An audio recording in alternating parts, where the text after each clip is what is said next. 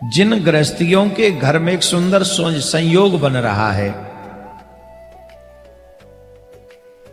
शिव पुराण में विद्वेश्वर संहिता में एक बहुत सुंदर मुहूर्त है और संयोग से वो मुहूर्त अब जल्दी आने वाला है। जिनके घर में पुत्र नहीं होता गृहस्थियों को और पुत्र की चाह होती है, उन लोगों को ये श्लोक और ये बात ध्यान से सुननी चाहिए। कृत्तिका शुक्रवारेषु गजतुंडस्य याजनात् गंध पुष्प अन्नदानेन भोग वृद्धि भवेन्द्रणाम। कृतिका से युक्त शुक्रवार को गजानन गणेश जी की मनुष्य को पूजा करनी चाहिए।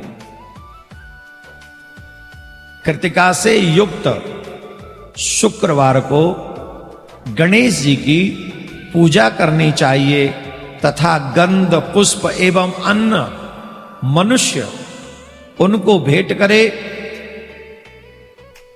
गणेश जी को भेंट करे, दूर्वा भेंट करे, अन्न भेंट करे, पुष्प भेंट करे। इससे उस मनुष्य के जीवन में सुख समृद्धि की वृद्धि होती है। और उस दिन सोना चांदी आदि दान करने से थोड़ा ही कर देना, ज्यादा नहीं। मुझे तो नहीं करोगे आप, किसी को भी कर देना जो विद्वान ब्राह्मण हो वहां।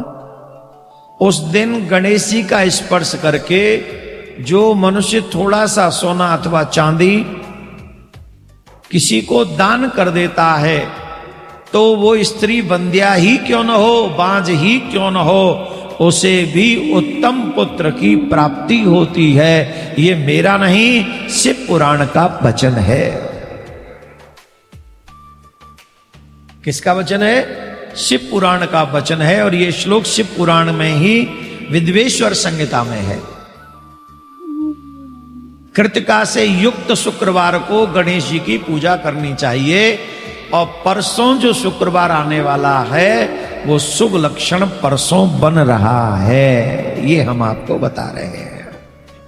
क्या पता किसी के घर में एक उत्तम पुत्र की प्राप्ति हो जाए और भैया जाके घर में है जाए, वो सोनो चांदी तो का हुआ दान कर दियो, पर उसको लेकर फिर प्रिया कांजू के मंदिर में आना और अगली साल जब श्रावण उत्सव हो तो फिर उसे लेके आना और अपने हाथों से पार्थिव शिवलिंग बनवाना, जिससे और भी गणेश जी प्रसन्न हो जाएं। बोलो राधे राधे। अब तक हम लोग 21 लाख प्लस पार्थिव शिवलिंगों का निर्माण कर चुके हैं और उनका अभिषेक, उनका विसर्जन कर चुके हैं। हम प्रिया कांजू से, बाबा महादेव से प्रार्थना करते हैं, जिसने जिस भाव को लेकर इस मनोरथ को किया हो, सेवा की हो, महादेव ऐसी कृपा करें, प्रिया कांजू सरकार ऐसी कृपा करें। दोनों का नाम क्यों ले रहे हैं? क्योंकि पूरा अनुष्ठान महादेव का था और स्थान प्रिया कांजू का था। तो दोनों का ही दायित्व बनता है कि आप दोनों मिलकर हम सबके मनोरथ को सिद्ध करें, जिससे ये मानव आगे भी बढ़ चढ़कर आपकी सेवा में लगा रहे। दोनों की ड्यूटी बनती है ना।